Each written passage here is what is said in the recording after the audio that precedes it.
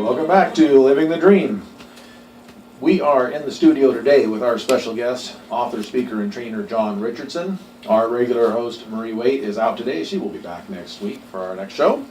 And today we're talking all about time. When we left off, we were talking about turning off distractions, getting all that fluff, all those urgent things off our schedule so we can focus on what's important. And we started by asking the question, how much time do we have? And the answer is, well, not very much. And we also explored the truth that everybody gets the exact same amount of time, no matter who they are. The one thing about time is, it doesn't matter how much money you have, where you live, your popularity, what you do for a living, what your position is, your language, your education, handicaps, how smart you are. It doesn't matter. No. You get the same amount of time as everybody else. You can't trade it with somebody else either. Yeah. I can't go and do some deal to get 3 hours of someone else's time to add to my day.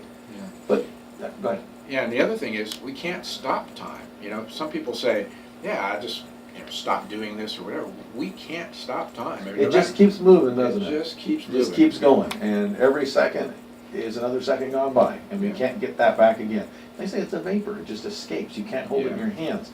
Well, there's another answer to that question, how much time do we have?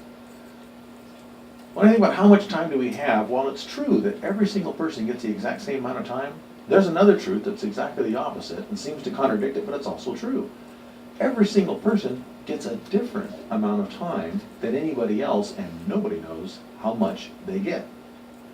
Some people live to 110 years old. Oh, yeah, sure. Right? Not very many, but some people do. Yeah. Some people, maybe they live just really long lives, not exceptionally, so they live 90 years plus. They live a good long life. Some people have average lives. Life expectancies are around 80 to 85 right now, something like that in the United States. Some people, they make it the AARP list, but they never make it to old age, so maybe they're in the 65 range, somewhere in there. Other people make it to middle age, and that's it. It's sad. We have some people that are knocked out of their prime, their 30s or their 40s. Yes. Some go way too early because of illness, injury, accidents, those type of things. Who knows what in their 20s or 30s they're gone. And then there's some people that never see a day on this planet. They maybe die in their youth, or they just never make it.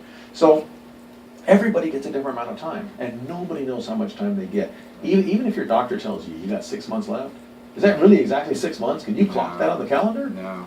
No, I know people that have told they have 6 months left, they're around 2, 3, 4, 5 years later, they're still kicking around. Other people, they're told you got 6 months to live, and 90 days later, they're gone. Yeah. So we never know when we're going to go. We don't know how much time we have.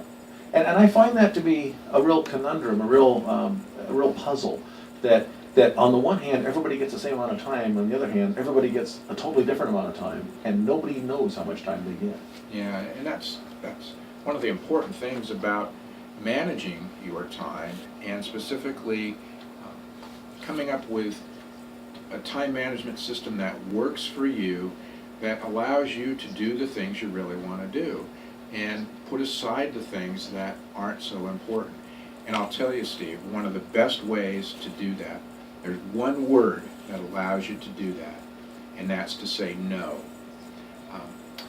There's a fellow named Greg McKeown that wrote a new book called Essentialism, and his whole point was to really move on with life and to become successful, you've got to say no to things that are non-essential. I thought that was Nancy Reagan that said say no. She did too. She was onto something, I think, back then. But that's the whole idea. Let's say you're going to college and you're thinking, gosh, do I want to be a doctor or a lawyer? Back in your college days, if you were to make one decision back then and just say, okay, I'm not going to be a lawyer, I'm going to be a doctor.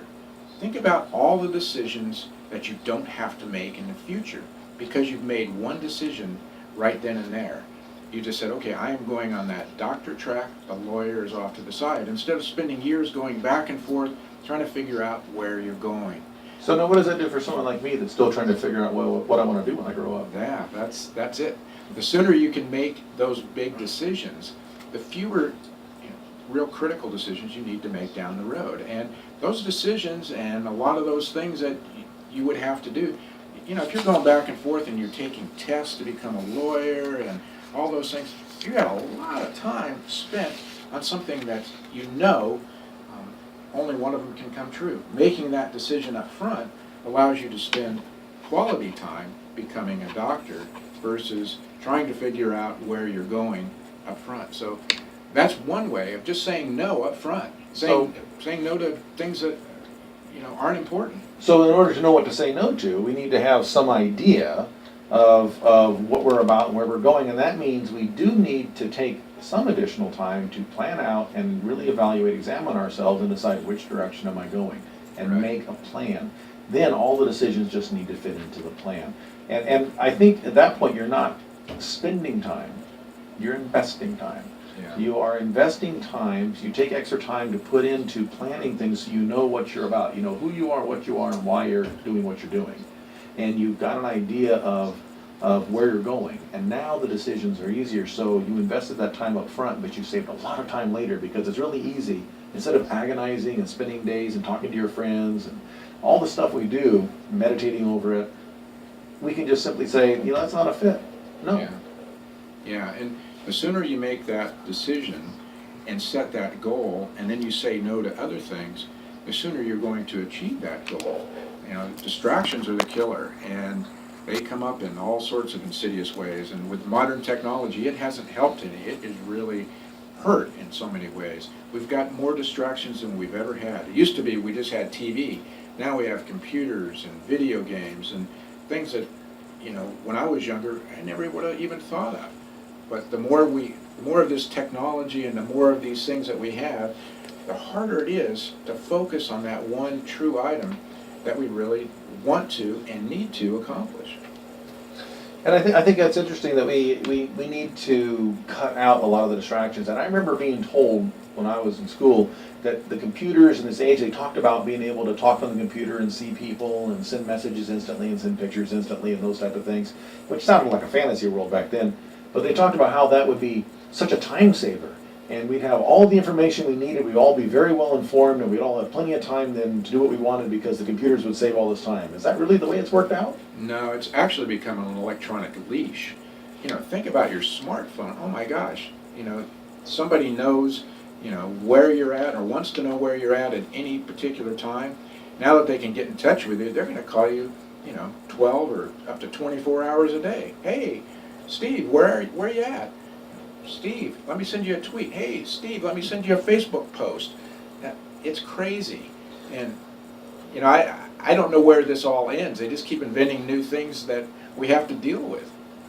Well, we're going to take another short break. When we come back, I want to follow up with another question that I'm going to ask you about time, and we're going to explore where that goes. I am in the studio today with our special guest, John Richardson, and this is Living the Dream. I am Steve Matley. We'll be right back after this break.